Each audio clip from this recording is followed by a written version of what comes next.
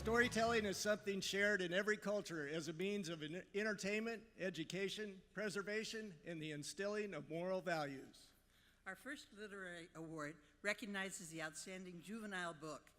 This year's book celebrates the contributions of the women of the art of the American West. Women have long captured the spirit of America's dynamic West in their artwork, from Georgia O'Keeffe's stunning works to Alice Cleaver's unforgettable oil paintings and Jessie Benton Evans' Arizona landscapes. This collection represents an important testament to women's art, featuring the rugged spirit of the American West. Congratulations to the outstanding juvenile book, sponsored by Ellen Vick, How the West Drawn Women's Art by author Linda L. Osmondson and Pelican Publishing Company co-owner Nancy Calhoun.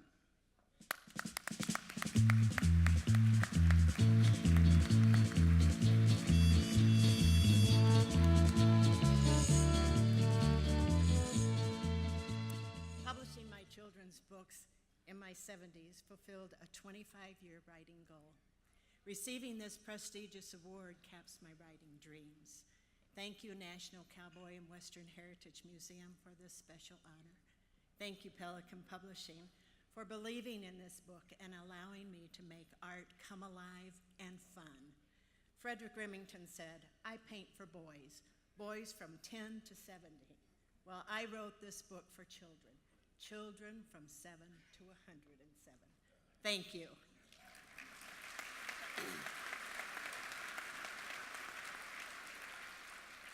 One of the rewards of publishing is working with experts that reflect the goals of the house. Linda does that. Her love of art, devotion to teaching, and passion for the West's vibrant heritage power her books. Linda spurs a deeper appreciation of Western art and artists and readers of all ages. We are honored to work with her and thank the National Cowboy and Western Heritage Museum for this award. Thank you very much.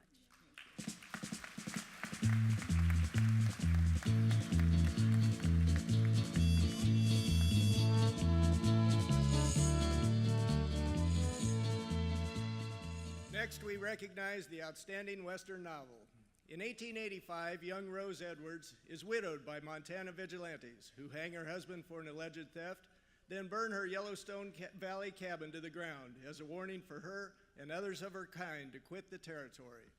Penniless and illiterate, yet fiercely independent, Rose begins a 2-year odyssey to revisit the land of her childhood, a land she once traveled with her father, an itinerant rogue but traitor.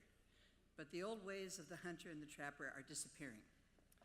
With an aging roan gelding named Albert as her closest friend, Rose finds herself a reluctant hero in an ageless battle, the face of an indigenous population for both native and white, as she stubbornly pushes back against the invading aristocracy.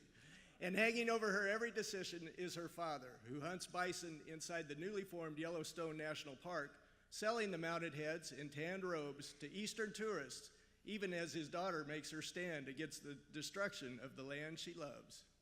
The Poacher's Daughter makes a viable claim to be a great American novel. Let's congratulate tonight this year's outstanding Western novel author, Michael Zimmer.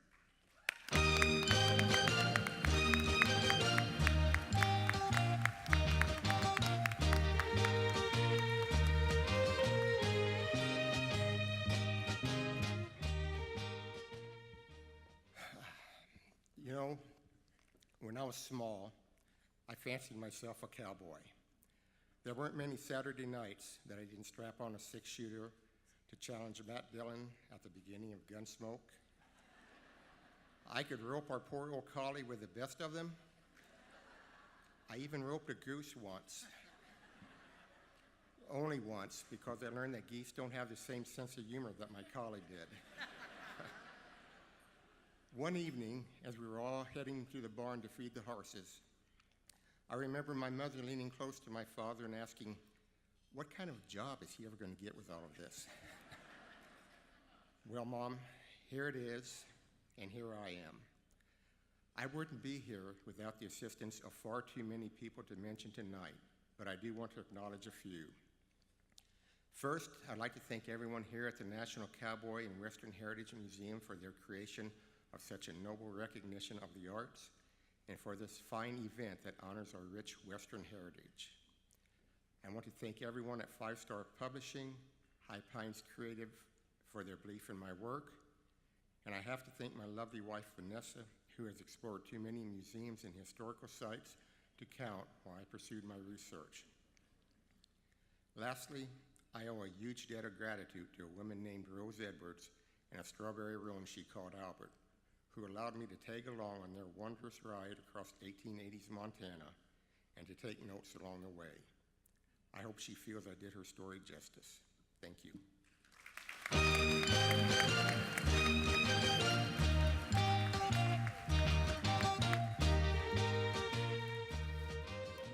This year's outstanding nonfiction book probes the complex life history of a unique artifact of cross-cultural engagement, uncovering its origins, ownership, and cultural and historic significance, and compares it with other early ledger books.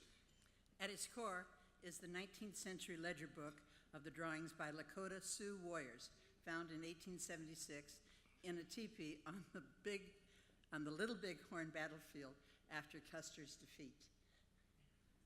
The author and the anthropologist demonstrates that these dramatic scenes, mostly of war exploits, were drawn by at least 6 different warrior artists. Their vivid first-person depictions make up a rare Native American record of historic events that likely occurred between 1866 and 1868 during Red Cloud's War along the Bozeman Trail. The Western Heritage Award for Outstanding Nonfiction Book is sponsored by Stephen Brophy. It goes to the Lakota War book From the Little Bighorn, the pictographic autobiography of Half Moon by author Castle McLaughlin and Peabody Museum Press publishers Kate O'Donnell.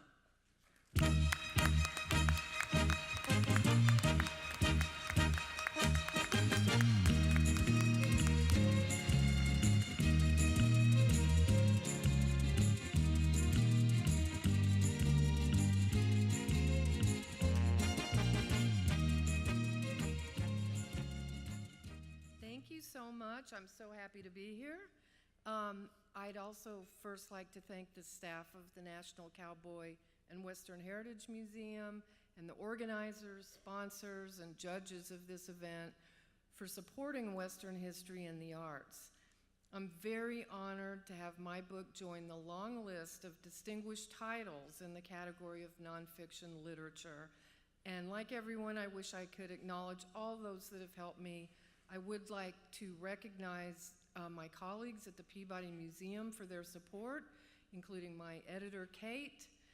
As a curator at the Peabody, I have the privilege of working with Native American people to better understand the stories and the significance of their historic objects. I've spent much of my life in Indian country, and I'm really grateful for the generosity and help I've received from Indian people, and I hope I've repaid their trust with this book. I grew up in Tulsa, just down the turnpike, and I really treasure my childhood and youth in Oklahoma. Most anthropologists work in exotic countries far afield, but my father always said that all of the great dramas in human history played out in the American West just as dramatically as they did in Greece or Africa. While we celebrate that history, I hope that we can also learn from that past in ways that benefit the West of today and tomorrow. Thank you very much again. I'm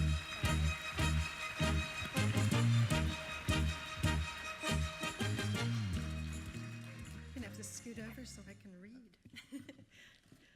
Hi, I also want to thank all of you. This is an amazing event. And the Peabody Museum for their very broad vision of what anthropology is. Thanks also to the Houghton Library at Harvard for their support as co-publishers of Castle's book. The Houghton is where the ledger was discovered.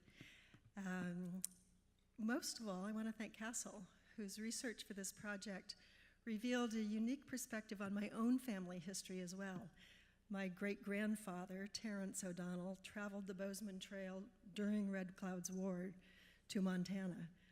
So above all, I think Castle and I both want to thank the Native warrior artists who left us their own record of that pioneer history from the other side. Thank you very much.